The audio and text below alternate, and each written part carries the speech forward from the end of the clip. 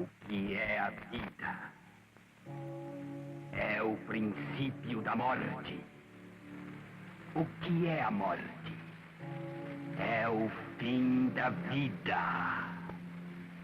O que é a existência?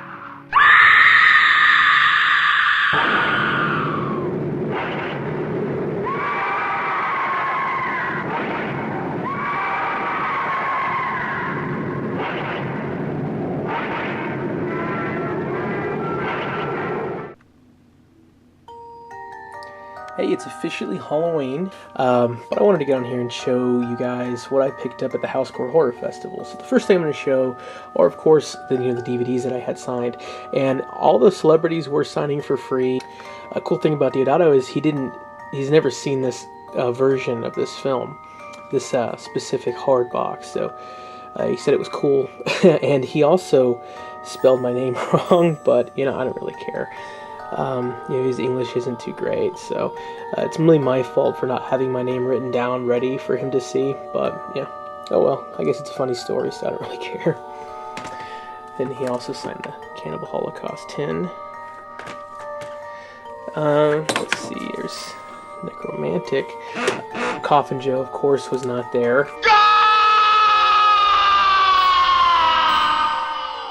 I've already mentioned that on Facebook. He canceled last minute, and for some reason, I'm not sure if they were just swamped or what, but they never announced his cancellation. I mean, it was a last minute thing, but they, throughout the weekend, never officially announced it, so, I guess chalk it up to a first-time festival. But his assistant was there, and he was selling some things, and this is Coffin Joe. Well, not really Coffin Joe, but the director's first film. Yeah, it's called Adventurer's Fate. He didn't start doing a Coffin Joe thing until a few years later. But the cool thing about this is it actually has this little sticker. I think it's a sticker anyways. There, and on the back of it, you've got some film sales. So, that was pretty cool. Of course, I went to the Museum of Weird, and I got a free comic book.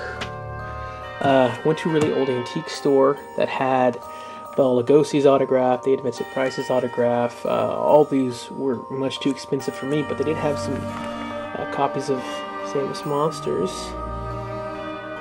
So I picked up a few of those.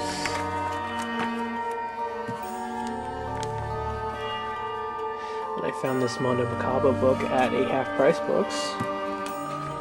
And this one, I've heard of this book. I've seen it on Amazon, but I'd never seen it in person, and it's actually really cool. I mean, it covers a lot of ground as far as cult and B-movies go from all over the world, so very cool. And it actually, if I can find it real quick, has a section with Coffin Joe. There it is. Pretty cool.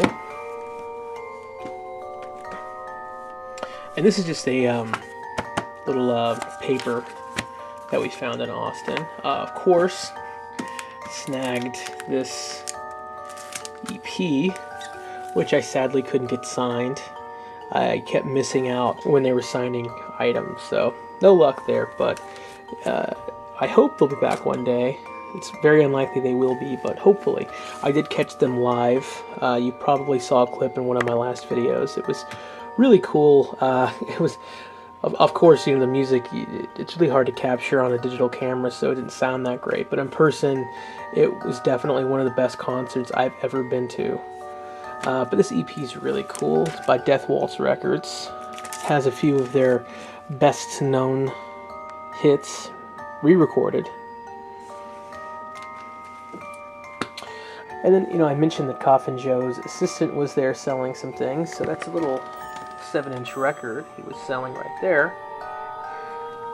And here is a little paper press kit that's actually signed.